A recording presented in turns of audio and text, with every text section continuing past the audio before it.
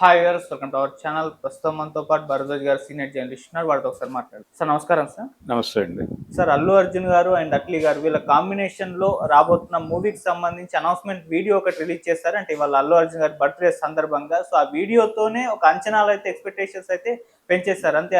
అందులో Hollywood technicians ఉండడం, Hollywood range లో ఈ సినిమాని తీసుకెళ్లే విధంగా ప్రయత్నాలు చేస్తున్నట్టుగా ఒక అభిప్రాయాన్ని జనాల్లో కలగజేయడం ఇదంతా కూడా చూస్తున్నాం సార్. మన మూవీ ఎలా ఉండబోతుంది, ఇప్పుడు రిలీజ్ అయిన అనౌన్స్మెంట్ మీకు ఎలా అనిపించింది, మీరేం చెప్తారు ఈ మూవీకి సంబంధించి? హాలీవుడ్ రేంజ్ లో సినిమా ఉండబోతోంది అనేది పాత మాట. Telugu cinema already global market లోకి ఎంటర్ అయి ఉంది కాబట్టి ఏ సినిమా తీసినా ఆ స్థాయిలో తీసి తీరాల్సిందే, తప్పదు. There is no alternative. కాబట్టి అనివార్యంగా ఈ సినిమా కూడా ఆ స్థాయిలో ఉండటం కోసం వీళ్ళు వెళ్ళి ఒక విఎఫ్ఎక్స్ కంపెనీతో మాట్లాడొచ్చారు. అంటే వీళ్ళు అనుకున్నటువంటి ఒక స్టోరీ లైన్కి దాన్ని ఎలా వాళ్ళు దాన్ని అడ్వాన్స్ చేస్తారు అనేది ఒకటి. నిజానికి విఎఫ్ఎక్స్ అనేది స్క్రిప్ట్ని ఎంబోజ్ చేయాలి. అలా ఎంబోజ్ చేసేటువంటి పరిస్థితిలో స్క్రిప్ట్ ఉందా, లేకపోతే వాళ్ళ కెపాసిటీస్ని బట్టి వీళ్ళు ఏదన్నా సర్దుబాట్లు చేసుకోవటమా, దీనికి సంబంధించి ఒక ప్రాథమికమైన అవగాహన పొందటం కోసం డైరెక్టర్ గారు వెళ్ళి మాట్లాడితే సరిపోతుంది. కానీ హీరో గారు కూడా ఇన్వాల్వ్ అయ్యాడు. హీరో కూడా వెళ్ళి అక్కడ వాళ్ళతో మాట్లాడటం అనేది ఒక వీడియో తీసి మన ముందు ప్రదర్శించారు. ఇప్పుడు ఈ ప్రదర్శించటము అంటే ఆల్రెడీ లైన్ ఓకే చేశాడు ఈయన. ఓకే చేసిన లైన్ ప్రకారమే వెళ్ళి అక్కడ మాట్లాడారు. ఆ మాటల్లో తను కూడా పార్టిసిపేట్ చేశాడు. అల్లు అర్జున్ పార్టిసిపేట్ చేసిన సందర్భంగా ఆయన కొంత విషయాన్ని గ్రహించి ఉంటాడు. అక్కడ వాళ్ళు స్క్రిప్ట్ చాలా బాగుంది అని అన్నట్టుగా ఒక వార్త బయటకు వచ్చింది. ఏది విఎఫ్ఎక్స్ కంపెనీ వారు. అది జనరల్గా ఎవరైనా చెప్పే మాటే. అందులో కూడా ఏదో కొత్తదనం ఉందని నేను వాళ్ళు ఏదో కంగారు పడాల్సిన అవసరం లేదు. కానీ ఫ్యాన్స్కి ఒక ఊరట బాగుంది అని ఒక విఎఫ్ఎక్స్ కంపెనీ స్క్రిప్ట్ అంటే క్యాపబుల్ స్క్రిప్ట్, మేము దీన్ని కంప్లీట్ చేయాలి, ఇలాంటి స్క్రిప్ట్ మా చేతిలోకి వస్తే మేము అదరగొట్టేస్తాం, ఇవన్నీ జనరల్గా మాట్లాడే వ్యవహారమే. మార్కెటింగ్ స్ట్రాటజీలో భాగంగానే నడుస్తుంది. అదంతా అలా నడిచింది. అది దానికి సంబంధించి ఒక ఫస్ట్ హ్యాండ్ ఇన్ఫర్మేషన్. ఇప్పటివరకు అట్లీతో సినిమా ఉంటుందని అందరూ అంటున్నారు, కానీ అది ఉంటుందా ఉండదా అనే దానిలో కన్ఫ్యూజన్ ఉంది. యాక్చువల్గా ఇక్కడ ఒక కంపారిజన్ చూడొచ్చు. ఇప్పుడు అట్లీతో అల్లు అర్జున్ చేస్తున్నటువంటి సినిమా, అట్లీ ఇంతకుముందు జూనియర్ ఎన్టీఆర్ని అప్రోచ్ అయ్యాడు, అట్నుంచి ఇటు వచ్చింది. అది మేబీ ఇదే కథ మారి ఉండొచ్చు అనేది వేరే చర్చ. అలాగే ఇప్పుడు రామ్ చరణ్ చేస్తున్నటువంటి పెద్ది, ఆ డైరెక్టర్ కూడా ముందు ఎన్టీఆర్తో ట్రావెల్ అయ్యి ఇటు వచ్చాడు. సో ఎన్టీఆర్ నుంచి 2 స్క్రిప్ట్లు, లేకపోతే 2 డైరెక్టర్లు, ఒకరు పెద్దిగాను ఒకరేమో అల్లు అర్జున్ సినిమాతోనూ వస్తున్నారు. ఇది ఒక కోఇన్సిడెన్స్ దీనిలో. అలా ఈ 2 ఆయన రిజెక్ట్ చేసిందా కాదా అనేది పక్కన పెట్టేస్తే ఇది ఒక ఇంట్రెస్టింగ్ ఎలిమెంట్ దీనిలో. ఇది పక్కన పెట్టేస్తే సినిమా పరిస్థితి ఏంటి, అలా ఉండబోతోంది అనేది అట్లీ జానర్ మనకు తెలుసు ఆల్రెడీ. ఆయన ఒక జనరల్గా తమిళ డైరెక్టర్స్ అందరూ ఫాలో అయ్యేటువంటి సూత్రమే. అదేంటంటే ఒక జనరల్ పబ్లిక్ ఇష్యూ ఒకటి తీసుకుంటారు. ఆ పబ్లిక్ ఇష్యూ మీద ఒక ఫైటింగ్ స్పిరిట్ ఉన్నటువంటి ఒక హీరో ఉంటాడు. ఆ హీరో అనుకోకుండా దీనిలోకి వస్తాడు. అతను వేరే జీవితం గడుపుతూ సడన్గా ఇతను ఏ కోర్ పాయింట్ అయితే అనుకున్నాడో డైరెక్టరు, ఈ పబ్లిక్ ఇష్యూలోకి అతను ఎంటర్ అవుతాడు. ఎంటర్ అయ్యి దాన్ని ఎలా సాల్వ్ చేయాలి అనే దానికి సంబంధించి తను ఒక ఊహకు అందనటువంటి పద్ధతిలో వెళ్ళి దాన్ని సెటిల్ చేస్తాడు, లేకపోతే ఆ సమస్యను పరిష్కరిస్తాడు. ఇది ప్రోగ్రామ్. ఆయన సినిమాలు అన్నిట్లోనూ జనరల్గా ఉండేటువంటి ఒక ఫార్ములా అది. ఇంక్లూడింగ్ ఆయన షారూఖ్ ఖాన్తో చేసినటువంటి సినిమాలో కూడా ఇదే ఫార్ములా. ఈ జర్నీలో ఆయనతో హీరోయిన్ ట్రావెల్ అవుతుంది, మధ్యలో విడిపోతుంది, మధ్యలో ఘర్షణ. హీరోయిన్ క్యారెక్టర్ కూడా ఒక బలమైన వ్యక్తిత్వం ఉండేలాగా డిజైన్ చేస్తాడు ఆయన. డిజైన్ చేసి వాళ్ళిద్దరి మధ్య ఒక కాన్ఫ్లిక్ట్ కూడా డెవలప్ చేస్తాడు. ఇది జనరల్గా ఆయన పాటించేటువంటి పద్ధతులు. ఇప్పుడు ఈ సినిమాలో ఏ ఇష్యూ మీద ఫైట్ చేయబోతున్నాడు అట్లీ అనేది చూడాలి. ఏదైనా సరే గ్లోబల్ లెవెల్ ఇష్యూ ఏదో తీసుకుంటాడు ఇప్పుడు, తీసుకుని దాన్ని ఒక అద్భుత రసంలో చెప్పే ప్రయత్నం చేస్తాడు. అంటే జనాలు సంభ్రమాశ్చర్యాలతో మునిగి తేలాలి థియేటర్లోనే. ఆల్రెడీ జవాన్ సినిమాలో అలాంటి ప్రయోగాలు చాలా చేశాడు ఆయన. ఆయన ఫేస్కి ఒక విచిత్రమైన మాస్క్ వేసి షారూక్ ఖాన్ కూడా కంగారు పడే లెవెల్లో ఆ డిజైనింగ్ నడిచింది. అలా ఇప్పుడు అల్లు అర్జున్ని పుష్ప నుంచి బయటకు తీసుకొచ్చి కొత్త అల్లు అర్జున్ని చూపించాల్సిన బాధ్యత ఒకటి ఉంది అతనికి.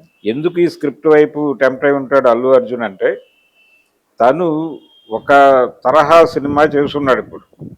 దాదాపు ఆ సినిమాలో ఆయన 5 ఏళ్ళు డెడికేట్ చేశాడు. ఆ డెడికేషన్ నుంచి అల్లు అర్జున్లో ఒరిజినాలిటీ జనాలు మర్చిపోయారు దాదాపుగా. అంటే ఎప్పుడైనా యూట్యూబ్లో జులాయో లేకపోతే మరో సినిమానో చూస్తే కనిపిస్తాడు తప్ప పుష్పయే రిజిస్టర్ అయిపోయి ఉన్నాడు జనాల బుర్రల్లో. ఇప్పుడు ఆ రిజిస్టర్ అయినటువంటి పుష్పాన్ని కొంచెం జరిపి ఒక సరదా అల్లు అర్జును, ఒక ఎమోషనల్ అల్లు అర్జును కనిపించాలి, హైలీ ఎనర్జెటిక్ అల్లు అర్జును కనిపించాలి. ఈ 3 ఎలిమెంట్స్ ఉండేలాగా కథ డిజైన్ చేస్తాడు ఆయన.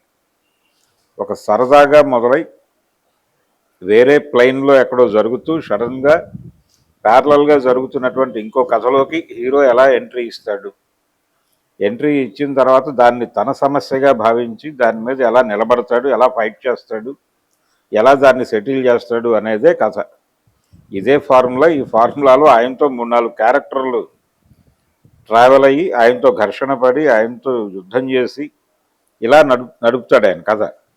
అంటే అట్లీలో ఉన్న ఇంకొక విశేషం ఏంటంటే ప్రతి ఇద్దరిలోనూ ఒక వైరుధ్యం ఉంటుంది. ప్రతి 2 పాత్రల మధ్య ఒక కాంట్రడక్షన్ పెడతాడు ఆయన సినిమాల్లో. అది కొంత ఆడియన్స్కి సర్ప్రైజింగ్గా ఉంటుంది.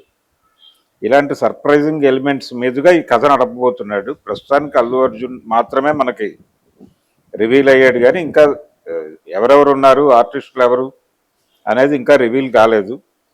మేబీ నెమ్మదిగా ఇప్పుడు అధికారిక సమాచారం వచ్చేసింది కాబట్టి ఓ 10 to 15 డేస్లో మిగిలిన విషయాలు కూడా బయటకు వస్తాయి. ఇది బర్త్డే గిఫ్ట్గా వాళ్ళు డెలివర్ చేశారు ఈ వీడియో. ఈ అధికారిక సమాచారాన్ని బర్త్డే ఈవెంట్ సందర్భంగా అభిమానులు సెలబ్రేట్ చేసుకోవటానికి అవకాశం కల్పిస్తూ చేశారు. రెండోది, ఇది ఒక జానర్ సినిమా. ఇంకొక డిఫరెంట్ జానర్లో అక్కడ త్రివిక్రమ్తో ట్రై చేస్తున్నారు. దానికి సంబంధించి అది స్క్రిప్ట్ కంప్లీట్ అయ్యే లోపు ఇది వేగంగా కంప్లీట్ చేయాలి ఈ సినిమాని. అంటే దీని షూటింగ్ పార్ట్ అయిపోతే పోస్ట్ ప్రొడక్షన్ చాలా ఉండొచ్చు. అందుకని వీళ్ళు పోయి అక్కడ మాట్లాడుతూ ఉన్నారు ఎలా చేయాలి అనే దానికి సంబంధించి. కాబట్టి షూటింగ్ మొదలుపెట్టేస్తారు. ఇక మొదలుపెట్టేసి వేగంగా షూటింగ్ కంప్లీట్ చేసి ఆయన దానిలోకి వెళ్ళిపోతాడు, త్రివిక్రమ్ ప్రాజెక్టులోకి.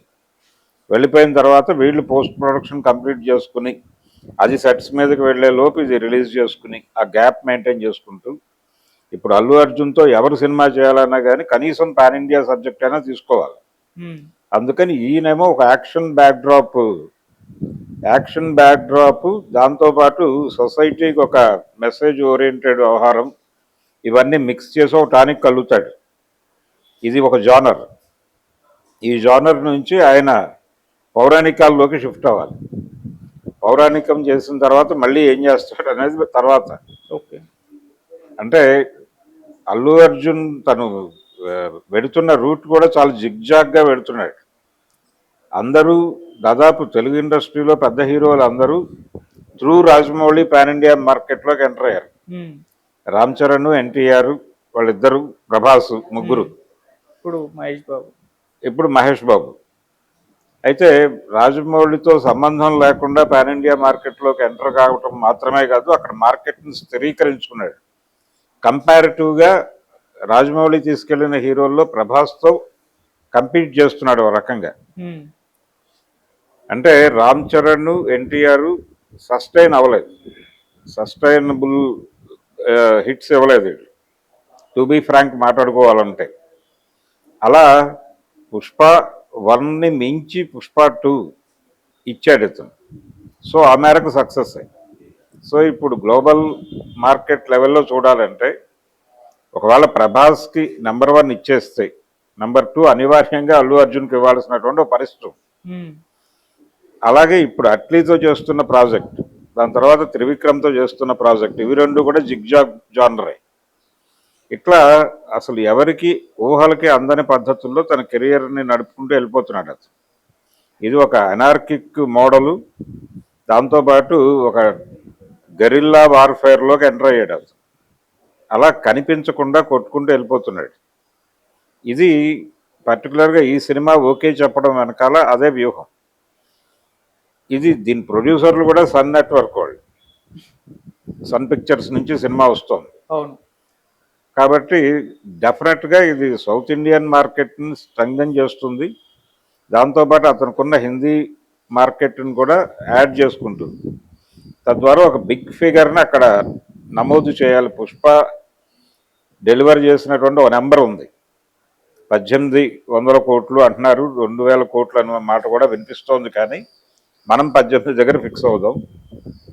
ఫిక్స్ అయితే ఇప్పుడు దాన్ని క్రాస్ చేసేటువంటి సినిమా చేయాలి అతను. అది గనక సాధ్యమైతే దాదాపు అతను ఇమీడియట్ ప్రభాసును దాటడమా అనేటువంటి సమస్యలోకి వెళ్ళిపోతాడు. ఆ ఇష్యూ వాళ్ళిద్దరి మధ్య డిస్కషన్ జరగచ్చు.